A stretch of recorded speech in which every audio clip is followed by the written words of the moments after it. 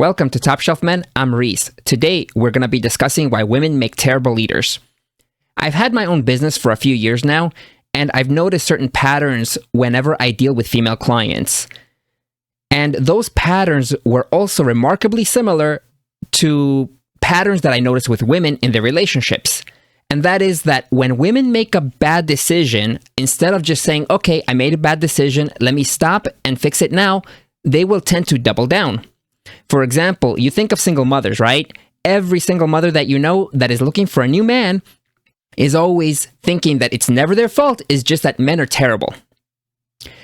So this week there was a video about a Chilean SWAT team that really illustrated the point of women's lack of leadership. So let's take a look. So I've sped up this video to double speed for the sake of time. So let's take a look.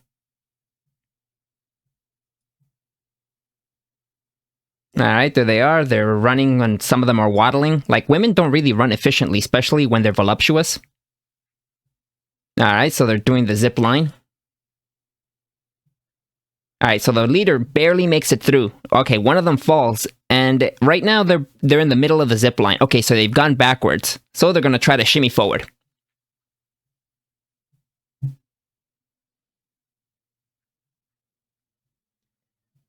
And this is the point where anybody with a bit of common sense would say, okay, look, the shimmying is not working.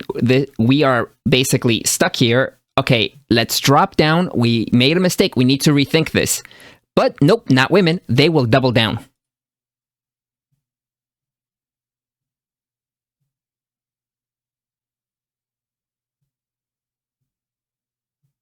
At this point, it should be obvious that, like, they're not going to fix... Okay, so now because of lack of upper body strength, they're all dropping like flies. And I don't know what the last one is thinking. It's like, you know, at this point, okay, everybody else dropped down. I'm getting tired. What am I going to accomplish? Alright, so at least you didn't get wet. Oh, God.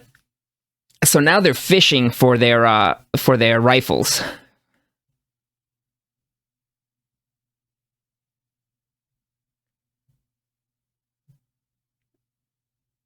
It seems that they're still fishing for them.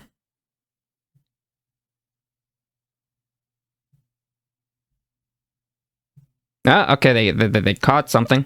All right, now the next one goes and immediately drops because I guess she built up too much momentum, which was too much for her upper body strength.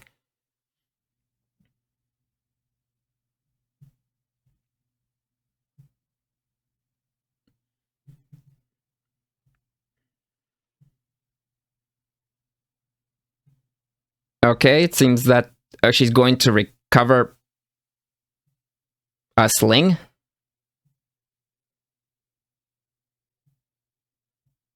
Alright, here we go again. Now, this shows you that they haven't really learned anything because they're still bunching up, causing the zip line to get unstable and basically screwing each other. Like, they haven't even thought this through, so now they're going to cheat. Yep, the one girl's dragging them, they're dragging each other through.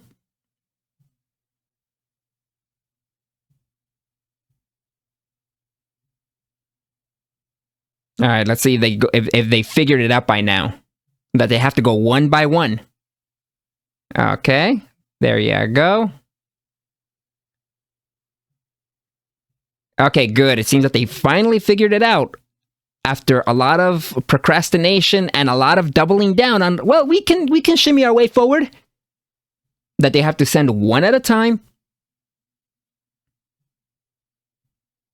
to keep the line stable.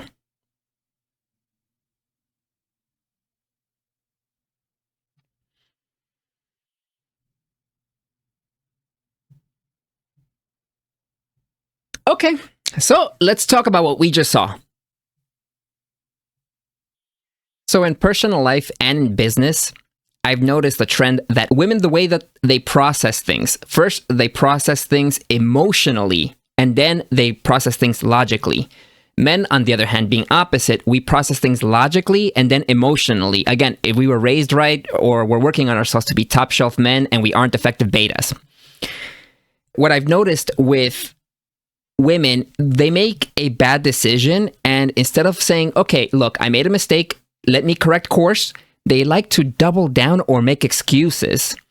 We most commonly see this with single mothers. You know, he just was one of the bad ones, or all men are terrible. Oh, we're looking for a new baby's daddy, or are you man enough to step up and take care of my kids?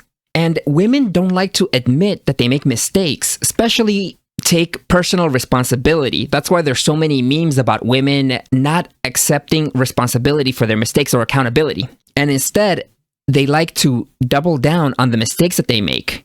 And when those things blow up in their face, they blame everyone else but themselves.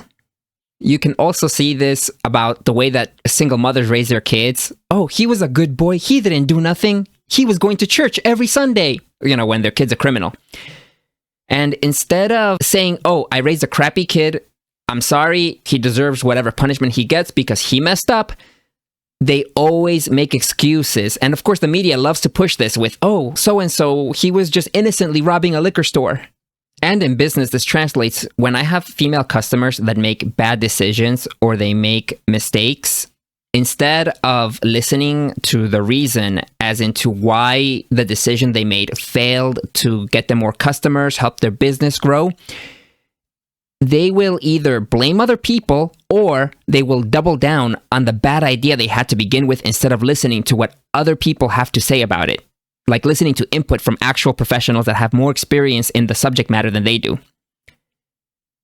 Also, on the other hand, I've noticed, well, not on the other hand, in the same hand, I've noticed when I ask something from my customers and the customer is male and they don't have it ready for me, they'll simply say, oh, I'm really sorry, I forgot. Let me get on it.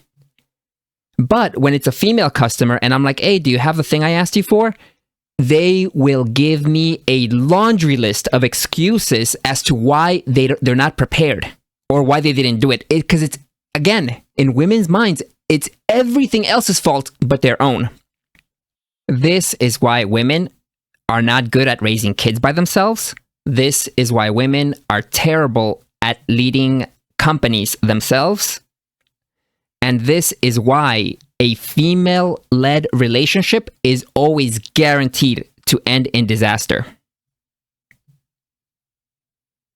Thank you for watching this video to the end. If you enjoyed this content, please leave a like and subscribe for more Top Shelf Men content. What have your experiences been with female leadership? Let us know in the comments below. This is Reese, guys. See you next video, guys. Peace.